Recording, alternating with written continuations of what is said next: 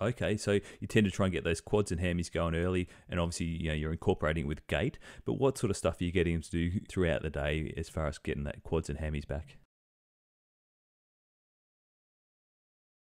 Yeah, I think again, pain and swelling management initially is very, very important. Appropriate analgesia and regular icing and compression.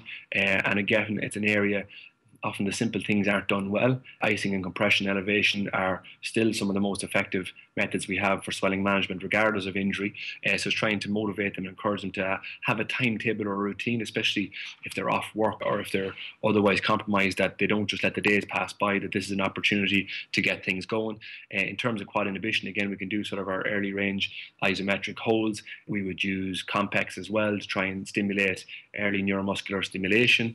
But again, trying to normalize gait patterns as early as possible is a very, very effective way of minimizing that disuse that often occurs. So you said contractions throughout range, and are you using co-contractions with quads and hammies, or what are you doing there? I'm necessarily a fan of bracing or co-contractions, because if you're going through a normal gait pattern, it's a series of ebbs and flows between the quads and hamstrings and how they stabilize the knee.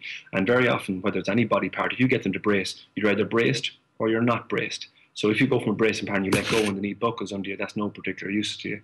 So trying to, whether it's the assistance of crutches or with normalizing patterns of gait, to try and get them normalizing that movement pattern, get them weight bearing. And just by weight bearing alone, you're getting that co-contraction, you're getting that natural stabilization around the knee without necessarily artificially producing it in a method that won't carry over to normal movement afterwards.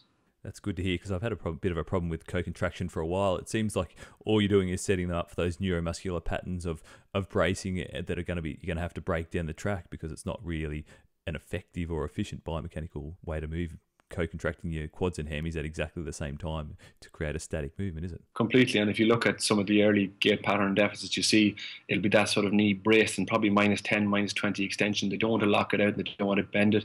There's very, very poor swing through, and they sort of vault off that leg. And the quicker we can maneuver them out of those patterns, the quicker that everything will restore to normal, and sort of in terms of joint loading, but also normalizing hip and knee control. How are you basically looking to get a quads activation in various ranges? What do you tell someone? You go, okay, we need to get those quads moving, get them activated in different positions. What instructions do you give them? Rather than giving them structures, you want to try and give them tasks that will allow those motor patterns to emerge. Okay, so whether it's small step ups, whether it's high chair squats, the instructions you give, whether they're carried out quickly or slowly, whether you do a Swiss ball against the wall, you sort of use your exercise selection to dictate what you want the athlete to do, rather than internalizing the cues and sort of confusing them and making them conscious about their knee, etc. You want the exercise to allow the pattern that you want to emerge. I think your early exercise selection will also be dictated by your graft choice.